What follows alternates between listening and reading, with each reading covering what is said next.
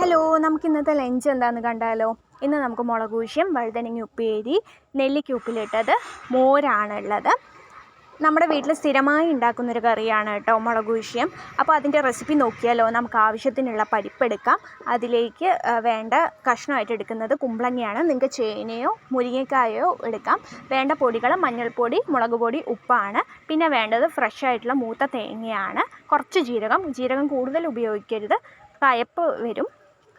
ഈ ജീരകവും തേങ്ങയും കൂടി നന്നായി മഷി പോലെ അരച്ചെടുക്കുക. ഈ സമയം കൊണ്ട് നമുക്ക് പരിപ്പും നമ്മുടെ കഷ്ണങ്ങളും സെപ്പറേറ്റ് ആയിട്ട് വേവിച്ചെടുക്കുക. ഇത് രണ്ടും കൂടി മിക്സ് ചെയ്ത് കഴിഞ്ഞ് കഴിഞ്ഞാൽ നമ്മുടെ പൊടികളും ആഡ് ചെയ്ത ശേഷം നന്നായിട്ട് വേവാനായിട്ട് സമയം കൊടുക്കുക.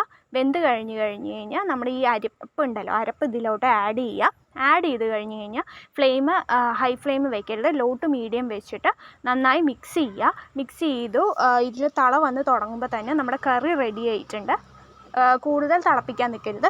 തിളപ്പിച്ച് കഴിഞ്ഞ് കഴിഞ്ഞാൽ ഇത് പിരിഞ്ഞു പോകും. ഇതിലോട്ട് നമ്മുടെ താളിപ്പ് ആഡ് ചെയ്യുക. കടുക്, വറ്റൽമുളക്, കറിവേപ്പില ആഡ് ചെയ്ത് നന്നായി മിക്സ് ചെയ്യുക. നമ്മുടെ കറി റെഡിയാണ്. ഇനി നമുക്കിത് ലഞ്ചിന് ആയിട്ട് കൂട്ടാം. പ്രത്യേകിച്ച് എരിവോ അല്ലെങ്കിൽ പുളിയോ ഇല്ലാത്തൊരു കറിയാണ്. പക്ഷെ ന്യൂട്രലായിട്ട് നല്ല ടേസ്റ്റായിട്ട് കഴിക്കാം. മോരിൻ്റെ കൂടെ കഴിക്കാൻ അടിപൊളിയാണ്. അപ്പോൾ ഞാൻ എൻ്റെ ലഞ്ച് കംപ്ലീറ്റ് ചെയ്യട്ടെ.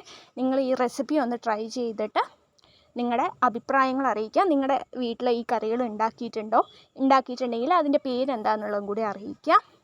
Okay, by.